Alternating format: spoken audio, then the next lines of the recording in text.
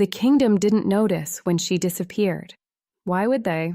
The night before had been filled with celebration, music echoing through marble halls, glasses raised to alliances, voices praising the Alpha King's perfect decision. The chosen bride stood radiant beside him, draped in power and expectation, everything a kingdom could demand. Everything Liara Ven was not. By dawn, her room was empty. No broken glass. No sign of struggle. No hurried mistake left behind. The bed was made, the small space returned to the same quiet order it had always held, as if she had never been there at all. The palace moved on without hesitation. Servants continued their duties. Nobles lingered in corridors, whispering about the future queen. Courtiers debated politics, trade, and power like nothing had shifted, because to them nothing had. Liara had existed on the edges of their world. A quiet omega in the archives, someone who blended into ink and parchment, who spoke only when necessary and never lingered where she wasn't needed. Invisible, replaceable, gone. It wasn't until the second day that something felt different. Kilrick noticed it first in the smallest way. A document placed slightly out of order on his desk. It shouldn't have mattered, but it did. His gaze lingered on it longer than necessary, a faint crease forming between his brows. Someone else had handled it. Someone less precise, less aware. He said nothing. By the third day, the absence sharpened. No quiet presence in the corridors just before he turned a corner. No subtle adjustments to his schedule before he realized he needed them. No steady, grounding silence that had once existed without demanding recognition. It was gone. "Where is the archivist?" he asked finally, his tone neutral, almost careless. The servant before him hesitated. "Which one, Your Majesty?" Kilrick's jaw tightened, just slightly. "The Omega," he said. Liara. The name felt unfamiliar on his tongue, as if he should have said it more, as if he should have known it better. The servant bowed his head. "She hasn't reported for duties, Your Majesty." A pause. "Since when?" "Since the night of the selection." Something in the room shifted. Subtle, but undeniable. Kilrick didn't respond immediately. His gaze drifted, unfocused for a fraction too long, as if replaying something he hadn't realized mattered at the time. A glance across a crowded hall. A presence at the edge of his awareness. "Gone." "Find her," he said. The command was quiet, controlled, the kind of order that didn't need to be repeated. The servant bowed quickly and left. The doors closed. Silence followed. Kilrick remained where he stood, unmoving, his expression unreadable. But beneath that stillness, something unfamiliar coiled, tight, restless, insistent. He told himself it was routine, a missing servant, an unexplained absence, nothing more. But as the hours stretched on, the feeling didn't fade. It grew. By the fourth day, he stopped delegating the search. By the fifth, reports were no longer enough. By the seventh, the celebration banners were still hanging from the palace walls. But the atmosphere had changed. Tense, uneasy, because the Alpha King was no longer celebrating his future. He was hunting his past. And somewhere beyond the borders of his kingdom, the one he had never chosen, had become the only one he couldn't ignore. Kilrick didn't sleep that night. Not from worry, not from fatigue, but from the gnawing awareness that someone he hadn't acknowledged, someone he had never truly noticed in the way that mattered, was no longer within his reach. Liara Ven had vanished like a shadow at dusk, leaving only a faint trace of presence behind. By the early hours, scouts were dispatched, their movements silent across the city's rooftops. Couriers fanned out toward the outer villages, questioning travelers, merchants, and anyone who might have glimpsed a lone Omega slipping quietly into the early dawn. Every moment he waited for news, The emptiness in the palace gnawed at him, sharp and persistent. Meanwhile, Liara was already miles away. She had traveled light, no possessions beyond what she could carry, no words to anyone who might recognize her. Each step she took carried the weight of relief and the unfamiliar strain of fear. Fear of discovery. Fear of being brought back to a world where her heart had been ignored, dismissed, laughed at. Yet even as she moved, Kilrick's presence lingered like a shadow at the edge of her mind. She couldn't explain it. It wasn't longing, not exactly. It was the recognition she had felt in the quiet moments of the selection, how he had looked, even for a single heartbeat, as if she mattered. That heartbeat had ignited a spark she couldn't extinguish, no matter how far she ran. Back at the palace, Kilrick studied the maps and reports. He traced paths she might have taken, noting terrain, trade routes, safe houses, and the hidden corners where an Omega might disappear. Every choice she had made was a challenge, and every choice she would make was a test he intended to meet. He paused, staring at the empty corridors she had once filled with quiet energy. His fingers tapped against the edge of the desk, slow, deliberate. A storm was rising, not in the kingdom, not yet, but within him. Because this wasn't about duty. Not really. It was about her. The Alpha King, ruler of lands, and people who obeyed without question, had found something that obeyed no one Liara's will. And the more he realized it, the more he understood. He had never truly possessed her, yet losing her had already cost him more than he expected.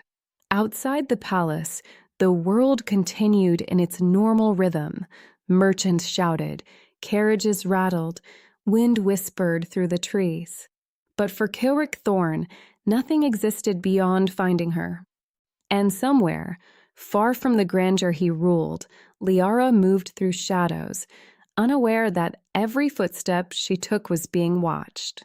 Not by eyes that could see her face, but by the instincts of a man who refused to let what mattered slip away, no matter the distance. Liara had thought the forest would offer safety. Branches clawed at her arms and dress, leaves slick with early morning dew brushing her cheeks. Every sound, the snap of a twig, the rustle of a small animal, made her heart stutter. She moved fast, but cautiously, knowing that any slip could betray her position. She paused at a small clearing, kneeling to catch her breath. The air was damp and smelled of earth and pine. For a moment, she let herself imagine freedom, not as a concept, but as a tangible thing she could touch. No palace walls, no expectations, no Alpha King's gaze lingering in memory like a phantom she couldn't shake. Yet even as she breathed in the forest air, a part of her resisted the thought of being fully free. Kilrick's attention had been different, not commanding, not claiming, but attentive in a way that made her heart betray caution. She had felt it in the quietest moments, how his gaze had lingered, unspoken, unsparing, assessing and protective all at once. That feeling had haunted her more than any threat from the palace ever could. Her solitude was shattered by movement. Shadows shifted between trees, fluid and silent.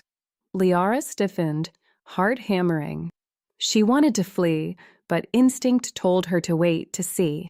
The figure that emerged was unmistakable. Broad shoulders, a controlled gait, the unmistakable presence of power and certainty. Kilrick Thorne.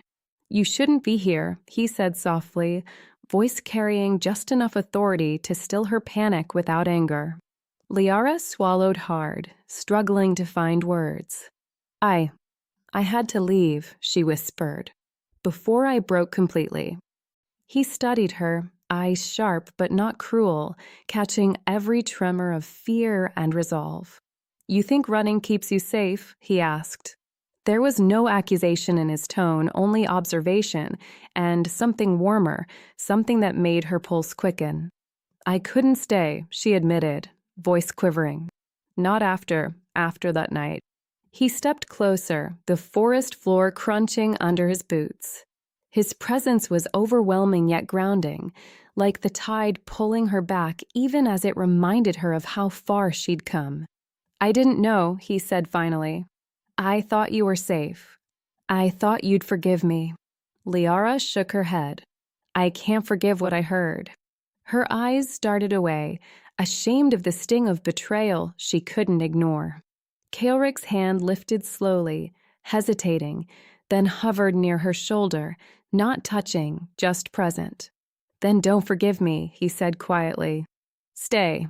Watch. Decide for yourself. But know this, wherever you are, I'll find you." A tremor ran through her, not from fear, but from the weight of knowing she was being sought not as a servant, not as a distraction, but as someone whose absence mattered more than she'd realized. For the first time since she had left the palace, Liara didn't run. The forest was no longer quiet. Word had spread faster than Liara expected, not her name, not yet, but whispers of movement, of strangers asking questions in villages that had no reason to matter. She heard it in passing conversations, saw it in the wary glances of traders, felt it in the way people watched her just a second too long. She wasn't invisible anymore, and that terrified her more than anything. By nightfall, she reached a small roadside inn at the edge of a trading route. It wasn't much wooden walls, dim lanterns, the scent of smoke and cheap ale, but it offered something she desperately needed: shelter. She kept her head low, voice softer than usual, coins counted carefully into the innkeeper's palm. No questions were asked. No interest shown. Just a key, a glance, and a quiet understanding that travelers came and went without stories. It should have felt safe. It didn't. Liara barely touched the bed before something inside her tightened, a warning she couldn't explain. The air felt wrong. Too still. Too watchful. A knock came at the door. Soft. Measured. Her pulse spiked. "Room service," a voice called. She hadn't ordered anything. Liara didn't answer. The silence stretched thick, suffocating until the handle turned slowly. Locked. A pause. Then a second presence shifted outside the door. Heavier. Less patient. Her breath caught. They had found her. Instinct took over. She moved quickly, quietly, slipping toward the small window at the back of the room. The latch stuck for a fraction of a second too long, panic rising sharp in her chest before it finally gave way. The door slammed open. Wood cracked against the wall as two men entered, their movements precise, coordinated. Not thieves. Not desperate. Hunters. Liara didn't hesitate. She climbed through the window, landing hard on the ground below, pain shooting up her ankle, but she ran anyway. Behind her, voices cursed. Footsteps followed. Too close. Too fast. Her lungs burned, vision blurring as the road stretched endlessly ahead. She couldn't outpace them. She knew that. But stopping wasn't an option. Not anymore. Not after everything she had already walked away from. A hand caught her arm. She twisted sharply, panic surging, but the grip that steadied her wasn't rough. It was firm. Familiar. Enough. The voice cut through the chaos like steel. Kaelrik. The men behind her stopped instantly. Not from hesitation, from recognition. Liara froze as Kaelrik stepped in front of her, placing himself between her and the threat without a second thought. His presence filled the space, controlled and absolute, leaving no doubt about what would happen next. "You're far from where you should be," one of the men said carefully. Kaelrik didn't look at them. His attention was on her. Always on her. "I told you," he said quietly, his voice low enough that only she could hear. "Wherever you go." His fingers tightened slightly around her wrist, not restraining. Anchoring. "I will find you." Liara's breath shook, not from fear, but from the dangerous realization that no matter how far she ran, she was no longer sure she wanted to escape him. Kilrick didn't release her immediately. Not after the men retreated. Not after the danger passed. His hand remained around her wrist, firm, steady, grounding in a way that unsettled her more than the attack itself. "You're hurt," he said, his gaze dropping briefly to her ankle. Liara pulled her arm back, not forcefully, but enough to reclaim space. "I'm fine." A lie. They both knew it. Kilrick straightened slowly, his expression unreadable, but something darker simmered beneath the surface. Not anger. Not exactly. Something sharper. "They weren't random," he said. "They knew where to find you." Liara's stomach tightened. "I've been careful. Not careful enough." The words weren't cruel. They were precise. She looked away, jaw tightening. "I didn't ask you to follow me." A pause. "Then you didn't have to." Her breath caught. The quiet certainty in his voice made something in her chest twist painfully. This wasn't control. This wasn't obligation. This was intent. Kilrick stepped closer, closing the distance she had tried to create.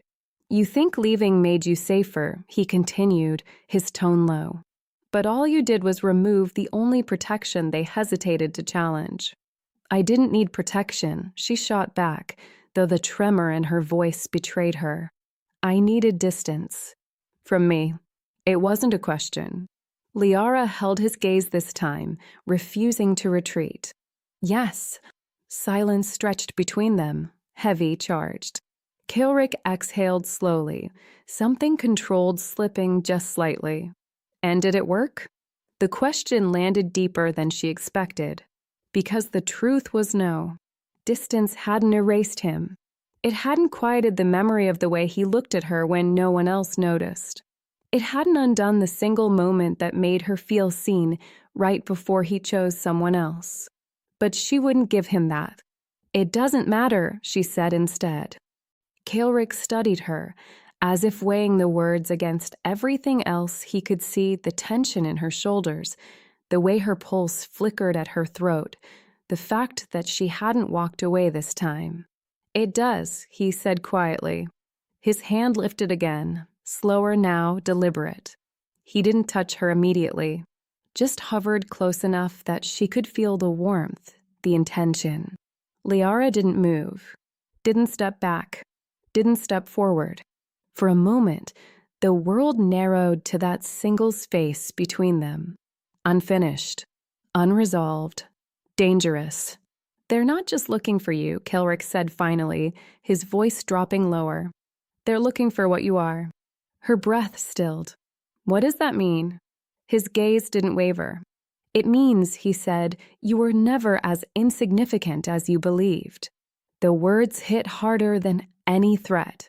Because if that was true, then everything she had run from had been chasing her long before she ever left the palace. They didn't return to the inn. Kilrick didn't even suggest it. Instead, he led her off the main road, deeper into the woods where the trees grew thicker and the air felt heavier, quieter, but not safe. Not really. Just controlled. Liara followed, her ankle aching with every step, though she refused to slow down. Weakness was no longer something she could afford to show, not to the men hunting her, and not to the man walking just ahead of her like he owned every path they crossed. "You can barely walk," Kilrick said without turning. "I'm keeping up." "That's not the same thing." She didn't respond. The silence stretched until he stopped abruptly, forcing her to halt just short of colliding into him. When she looked up, his expression had changed, less distant, more focused. "On her." "Sit," he said. "I'm fine." Liara. Her name, spoken fully, deliberately, sent a sharp, unexpected shiver through her. Before she could argue again, he reached for her ankle. His touch was firm but careful, fingers pressing just enough to assess the injury. She sucked in a breath, more from the sudden closeness than the pain. "You're not fine," he said quietly. I didn't ask for help. No, he agreed. You didn't. His hands didn't leave her. For a moment, neither of them moved. The forest seemed to hold its breath around them, the tension shifting into something heavier, something that had nothing to do with danger and everything to do with proximity. You keep running from me, Kelrick said, his voice lower now. But you're not afraid of me. Liara's pulse spiked. You don't know what I'm afraid of. His gaze lifted to hers, sharp and unrelenting. Then tell me. The challenge hung between them. She could have said it, could have told him that she wasn't afraid of his power, his authority, or even the men chasing her. She was afraid of what he made her feel. Instead, she looked away. You chose someone else. There it was. Simple. Undeniable. Kilrick didn't react immediately, but his hands stilled, the shift subtle yet unmistakable. That was a decision for the kingdom, he said. And I wasn't. Her voice didn't break. That made it worse. Kilrick stood slowly, the space between them widening again, but not enough to ease the tension. You think that made you less important, he said. Liara let out a quiet, humorless breath. Didn't it? He stepped closer again, undoing the distance he had just created. No, he said. The certainty in his voice made her look at him. Really look this time. And what she saw there wasn't duty, wasn't obligation. It was something far more dangerous. Regret. I made the choice I had to, Kilrick continued, his voice quieter now. But that doesn't mean I didn't see you. Her heart stuttered, because that was exactly what she had never been able to forget. Liara didn't respond immediately. She couldn't, because if she spoke too quickly, she might say something she couldn't take back, and she had already given him more truth than she intended. I don't need to be seen anymore, she said finally, her voice steady, even if her pulse wasn't.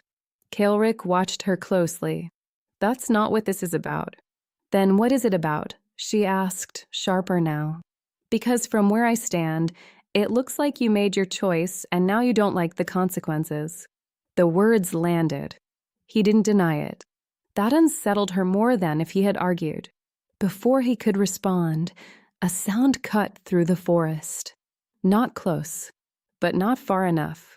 Kilrick's entire posture shifted instantly, every line of his body tightening, focus snapping outward. Liara felt it too now. Movement. Controlled. Deliberate. They found us again, she whispered. No, Kilrick said quietly. They were already here. The difference mattered. A lot.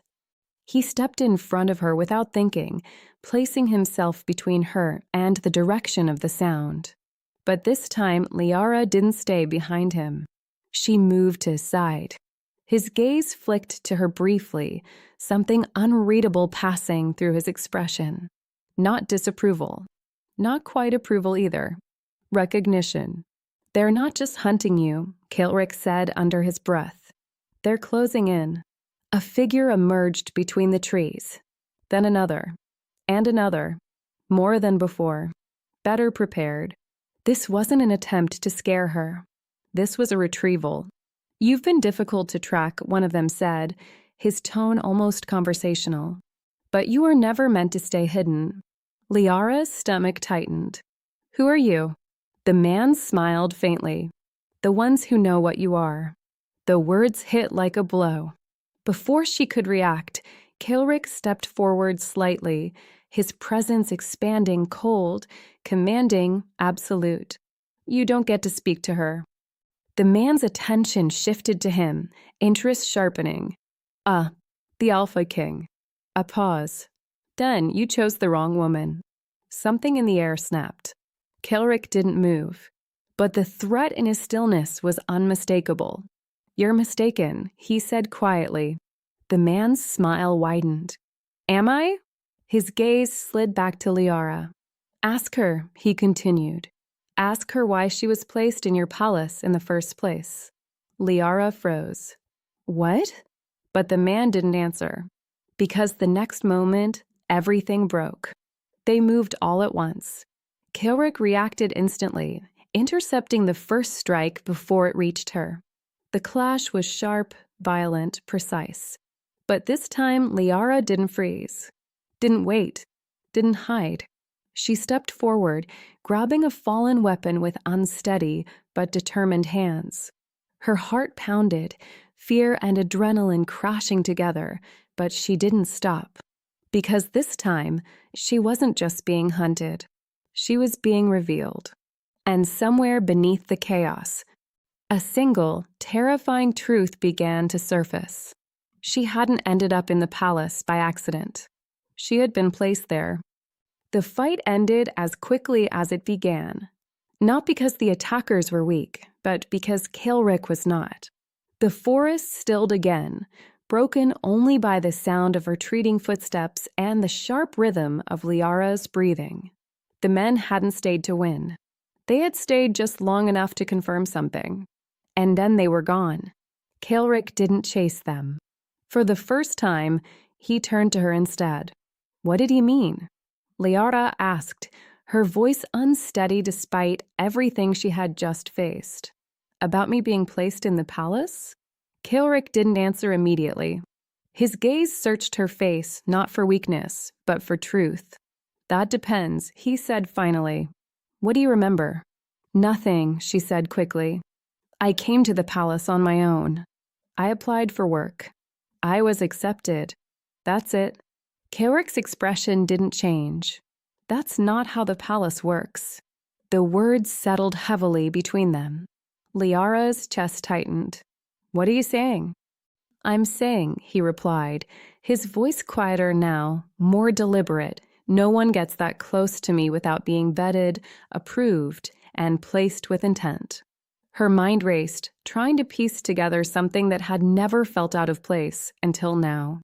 I was just an archivist, she insisted, though the certainty in her voice was beginning to crack. No, Kilrick said. You were positioned. Silence. Then why? It was the only question that mattered. Kilrick stepped closer, his presence grounding and suffocating all at once. Because someone needed you near me, he said. Close enough to observe. Close enough to influence. Close enough. His gaze darkened slightly. To matter. Liara shook her head, backing up a step. No, that doesn't make sense. I didn't do anything. That doesn't mean you weren't meant to. The implication sent a chill through her.